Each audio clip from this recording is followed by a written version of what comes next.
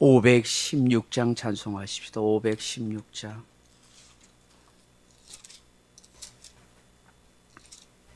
찬송가 516장입니다.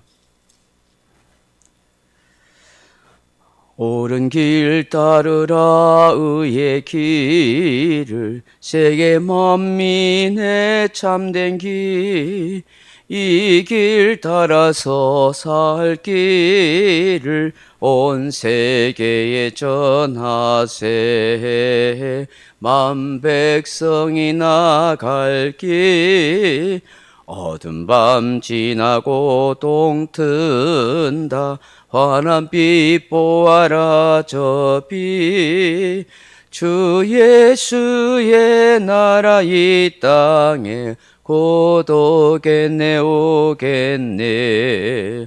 주 예수 따르라 승리의 주, 세계 만민이 나갈 길, 길과 진리요 참 생명, 내 창금을 부수고 다 따르라 화평화. 어두운 밤 지나서 동 튼다. 환한 빛 보아라 저 빛, 주 예수의 나라 이 땅에 곧 오겠네 오겠네. 놀라운 이 소식 알리어라. 세계 만민을 구하려 내 주 예수를 보내신 참 사랑의 하나님, 만 백성이 따를 길, 어두운 밤 지나고 동 튼다. 환한 빛 보아라 저 빛, 주 예수의 나라 이 땅에 곧 오겠네 오겠네. 고난기 헤치고 찾아온 길, 많은 백성을 구한 길, 모두 나와서 믿으면 온 세상이 마침내 이 진리에 살겠네. 어두운 밤 지나고 동 튼다. 환한 빛 보아라 저 빛, 주 예수의 나라 이 땅에 오겠네 오겠네. 아멘. 하나님 말씀은 히브리서 13장 17절 말씀을 같이 읽겠습니다. 히브리서 13장 17절입니다. 너희를 인도하는 자들에게 순종하고 복종하라. 그들은 너 영혼을 위하여 경성하기를 자신들이 청산할 자인 것 같이 하느니라. 그들로 하여금 즐거움으로 이것을 하게 하고 근심으로 하게 하지 말라. 그렇지 않으면 너희에게 유익이 없느니라. 아멘. 사랑하는 성도 여러분, 어느 기관, 단체 할 것 없이 또 국가도 마찬가지입니다. 항상 지도자가 있기 마련입니다. 그리고 그를 따르는 회원이나 구성원들이, 백성들이 있습니다.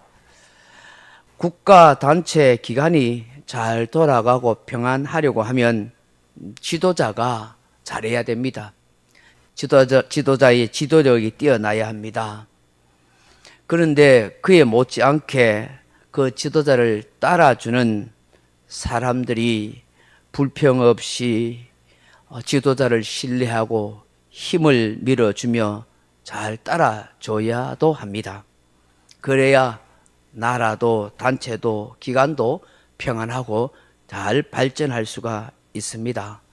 그래서 이 리더십 그리고 그를 따르는 팔로우십이 아주 서로 중요한 것입니다. 그리고 여러분, 이 손뼉도 마주쳐야 소리가 나듯이 리더자, 지도자도 잘해야 되고 그를 따르는 사람들도 잘 받쳐줘야 나라도 잘 되고 교회도 단체도 기관도 잘 되고 편안할 수밖에 없습니다. 지금 나라가 좀 어려운 것은 이런 지도력과 다른 사람들 사이에 보이지 않는 그런 큰 알력과 갈등이 아주 심각하게 있기 때문입니다.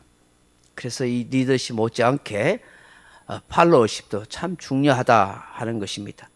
오늘 히브리서 기자는 교회의 지도자가 된 목회자와 그를 잘 따라주는 성도들, 공동체들이 아주 중요하다 하는 것을 말씀합니다. 그것이 교회를 편안하고 든든하게 세워가는, 또 하나님 나라를 이루어가는 중요한 요인이고 비결이기 때문입니다. 오늘 본문은 우리에게 두 가지로 그렇게 말씀합니다. 이것은 하나님의 나라와 교회를 세워가는 일이고 우리 공동체 성도들에게 다 유익이 되는 일입니다. 그 첫 번째가 무엇입니까? 인도하는 목회자에게 순종하고 복종하라라고 그렇게 말씀합니다. 이게 순종한다 하는 것은 페이도 하는 말인데 신뢰하다, 의존하다, 확신하다 하는 것입니다. 그 목회자, 그 리더자의 인격과 신앙을 믿고 신뢰하라, 그를 확신하고 따라가 주라, 그런 말입니다. 그리고 복종하다 하는 말은 휘페이코 하는 말인데 굴복하다 혹은 권위와 충고에 따르다 하는 말입니다. 이 복종하다 하는 것은 내 생각에 맞지 않고 내 감정에 좀 마음에 들지 않아도 그 권위에, 목회자는 하나님이 세웠다는 그 권위에 인정하며 기꺼이 따르라는 것입니다. 이런 목자와 양과의 관계에 있어서 서로 신뢰가 있어야 합니다. 그래야 같이 살 수 있고 편안하게 지낼 수 있습니다. 목자가 양을 못 믿게 되고 또 양이 목자를 못 믿게 되면 어떻게 목자가 잘 인도할 수 있고 또 그 양이 살 수 있고 존재할 수 있겠습니까? 이런 리더자와 성도들이 서로 신뢰해야 그 교회가 편안하고 결국 모두에게 유익이 되는 것입니다. 간혹 성도들 중에 목회자에게 순종하고 복종하라고 하면 반문할 사람도 있습니다. 목사님 다 잘합니까? 라고 말입니다. 물론 자기 생각과 판단에 목회자가 완벽하지 않을 수 있고 실수도 종종 있을 수 있습니다. 목회자가, 교회 지도자가 아주 탁월하고 완벽하다면 좋겠습니다만은 세상에 완벽한 사람이 어디 있고 실수하지 않을 사람이 어디 있겠습니까? 신이나 하나님이 아니면은 사람은 다 실수하고 완벽하지 않습니다. 부족해서도 하나님이 세우신 직분이기에 하나님이 부여하신 권위이기 때문에 우리는 그를 신뢰하고 따라줘야 합니다. 때로는 좀 힘들어도 내 생각하고 맞지 않아도 그대로 복종해야 합니다. 공동체를 위해서, 교회를 위해서, 모든 사람의 유익을 위해서 그렇게 하는 것입니다. 그 사람의 인품이나 인격이 탁월해서가 아닙니다. 훨씬 똑똑하고 지혜로운 사람들도 또 성도들 중에서도 또 백성들 중에서도 많습니다. 그러나 하나님이 세워놓은 질서이고 하나님이 부여하신 권위이기 때문에 하나님을 생각하고 믿는 믿음으로 순종하고 복종해 가는 것이죠. 그러므로 진리에 어긋나는 것을 가르치지 아니한 불의한 일을 하라고 강요하지 않는다면 그를 신뢰하고 따라주는 것이 마땅합니다. 그래야 교회가 편안하고 든든하게 세워져 가고 하나님의 나라가 이루어져 가고 성도들에게 하나님의 은혜와 축복이 함께할 수 있기 때문입니다. 교우들이 교회 지도자를, 목회자를 신뢰하고 따라줘야 힘을 얻고 용기를 가지고 교회 사역에 잘 임할 수 있지 않겠습니까? 사소한 감정이나 자존심 때문에 마음에 심한 갈등과 미움과 원망을 가진다면 결코 그 누구에게도 유익하지 못하고 교회가 결코 편안할 수가 없습니다. 리더십 못지않게 팔로우십이 너무 중요하다 하는 것입니다. 대부분 교회가 편안하고 든든하며 성장하는 거 보면은 그 교회 구성원들과 멤버들이 다 마음이 하나가 되고 잘 따라주기 때문이고 그 지도가 또한 솔선수범해서 열심히 하기 때문입니다. 무엇보다도 교회에 일꾼된 사람들, 중직자들이 하나가 되어서 앞장서서 솔선수범하고 잘 순종하고 복종하는 그런 모습을 보여줄 때 잘 되어가는 것이죠. 그것이 진정 교회를 위하는 일이 되고 다 우리 모두를 위하고 유익하게 하는 일인 것입니다. 오늘 본문에서도 너희를 인도하고 자들에게 순종하고 복종하라. 그래도 너희 영혼을 위하여 경성하기를.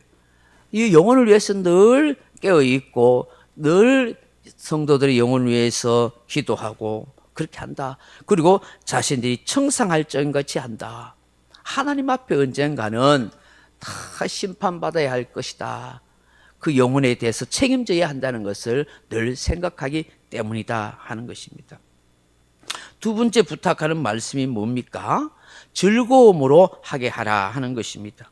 그들로 하여금 즐거움으로 이것을 하게 하고 근심으로 하게 하지 말라. 그렇지 않으면 너에게 유익이 없느니라. 목회자가 항상 고민하는 것 중에 하나가 한 영혼, 한 생명에 대한 책임감입니다. 한 사람이 실족하면 얼마나 마음이 아픈지 모릅니다. 잠을 자지 못합니다. 밤낮으로 괴로워하며 그를 위해서 기도합니다. 하나님 앞에 섰을 때 그 영혼에 대한 책임을 어떻게 감당할까? 하나님 책망하시면 뭐라고 할까? 하는 그런 고민이 많습니다. 그래서 안 나오는 실족한 성도에 대한 가슴 아픈 그런 마음이 많습니다. 이거는 목회자가 안 돼 보면 못 느낍니다. 밥맛도 없습니다. 잠도 안 합니다. 다른 성도들에게 표현을 안 하고 표정을 안 지려고 노력하기 때문에 그렇지 다 속앓이 마음앓이 하며 엄청 스트레스 받습니다. 특히 성도들에 대한 목회자들의 고민은 몇 가지 있습니다. 뭐냐면 첫째가 뭐냐면 아무리 시간이 지나고 세월이 지나도 신앙이 성숙하지 않는 교인을 볼 때마다 참 가슴앓이합니다. 고민을 많습니다. 예배 생활도 제대로 안 됩니다. 삐딱하면 예배를 빼먹고 늘 예배에 늦게 오고 교회를 생각한다면 좀 믿음으로 헌금도 좀 해야 되는데 헌금도 잘 하지 못하고 늘 똑같은 모습. 몇 년이 지났는데도 꼭 불신자 모양 삶의 모습이 바뀌지 않고 신방을 가거나 전화해도 잘 받지도 않고 교회도 잘 나오지 않고 마냥 유아기처럼 그렇게 말하고 행동하는 사람 보면은 막 좌절이 느껴지고 근심이 많이 생기는 것이죠. 또 목회자를 즐거움이 아닌 괴롭게 하고 근심스럽게 하는 게 뭐냐 하면 뒤에서 목회자와 교회를 혹평하는 사람 때문입니다. 사람인지란 이런저런 소리를 듣게 됩니다. 마음이 참 힘들고 참 상합니다. 교회에서 제일 힘들게 하는 사람이 뭐냐 하면 자꾸 부정적인 말을 하는 사람이야. 이런저런 부정적인 말을 합니다. 이런저런 성도에 대해서 자꾸 비판하고 부정적인 평가를 합니다. 성도들은 와서 목사님 아무개가 이렇습니다 저렇습니다 하면은 아유 그래 하고 좋아할 것 같습니까? 괴롭습니다. 좋은 소리를 해야 긍정적인 얘기해야 같이 기쁨과 즐거움이 됩니다. 성도가 다른 성도를 비판하고 판단하면은 괴로운 거예요. 호응해 주기도 어려운 거예요. 또 우리 교회를 다른 교회하고 막 비교해서 말합니다. 다른 교회는 이런데 우리 교회는 왜 이렇습니까? 이러면은 힘든 거예요. 우리 교회는 우리 교회만의 특징이 있는 거예요. 또 우리 교회에 주시는 하나님의 은혜가 있는 거예요. 부족한 대로 모자란 대로 우리가 그걸 채워가면 되고 또 내 눈에 그런 부족한 것이 보이면 기도하라고 그러는구나. 내가 더 충성하라고 그러는구나. 그렇게 생각하고 말을 하면서 우리가 서로 잘해보자고 더 교회를 위해서 열심히 하자고 더 충성하자고 서로 그렇게 격려하면서 서로 사랑을 격려하면서 힘을 쓰면서 더 열심히 기도하고 더 예배드리고 그렇게 한다면 그렇게 말을 한다면 얼마나 좋습니까? 목회자의 설교에 대해서 또 리더십과 가족에 대해서 이렇고 저렇고 판단하고 말하면 마음이 아픈 것이죠. 근데 그것이 결코 교회에 유익이 되거나 바르게 하는 것은 아닙니다. 여러분 목회자가 마음이 상하고 기분이 나쁘면 그게 좋은 표정이 나오겠습니까? 좋은 말이 나오겠습니까? 애를 쓰고 노력은 하지만 쉽지 않습니다. 여러분 소나 양을 키우는데 그 소가 양이 튼튼한 걸 먹고 그래야 좋은 것을 좋은 새끼를 놓듯이 목회자도 늘 즐거움이 있어야 행복한 말이 나오고 참 하나님의 은혜에 그런 말씀이 설교가 될 수가 있는 것이죠. 성도도 목회자도 서로 위하고 유익이 되는 그런 말을 해야 됩니다. 그래서 우리가 저는 그렇게 생각해요. 우리가 참 이렇게 좋게 만들 수 있는 게 뭐냐면 뭐 좀 부족함이 보이고 뭐 저도 부족하죠. 뭐 성도들이 볼 때 부족함이 보이고 또 목회자인 제가 또 성도들 볼 때 부족함이 보일 때 저도 늘 이렇게 노력해요. 아, 그럴 수도 있지. 그럴 수도 있지.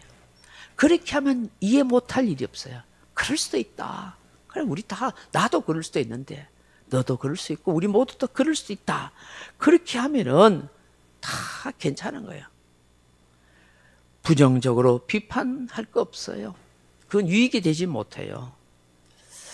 하나님이 기뻐하시는가? 하나님이 좋아하시는가? 그걸 생각하고, 교회를 유익이 되게 하는가? 교회를 세워가는가? 조금만 생각하면은 우리가 원망하고 불평하면서 그렇게 교회를 어렵게 만들 이유도 없고 분열과 분쟁으로 만들 이유도 없는 것이에요. 힘들고 어려운 세상을 살아가는데 교회가 서로에게 힘과 용기를 주고 믿음의 말을 해주면 얼마나 좋겠어요. 저도 더 노력하겠지만 우리 성도님들도 더 노력해서 서로 유익이 되고 참 긍정적인 이야기 해주고 필요한 것들을 서로 채워가는 그런 아름다운 관계가 되면은 더없이 기쁨과 즐거움과 유익이 될 것입니다. 마음 편히 목회할 수 있도록 많이 기도해 주시고 서로에게 용기를 주는 말을 그렇게 하면은 그보다 더 행복한 교회가 없을 것입니다. 우리가 살면 얼마나 살겠습니까? 남은 생에 정말 기쁘고 즐거움으로 하나님을 섬기려고 하며 행복하게 그렇게 신앙생활을 잘하는 우리 모두가 다 되기를 주님의 이름으로 축원합니다. 각자 기도하시다가 돌아가시기 바랍니다.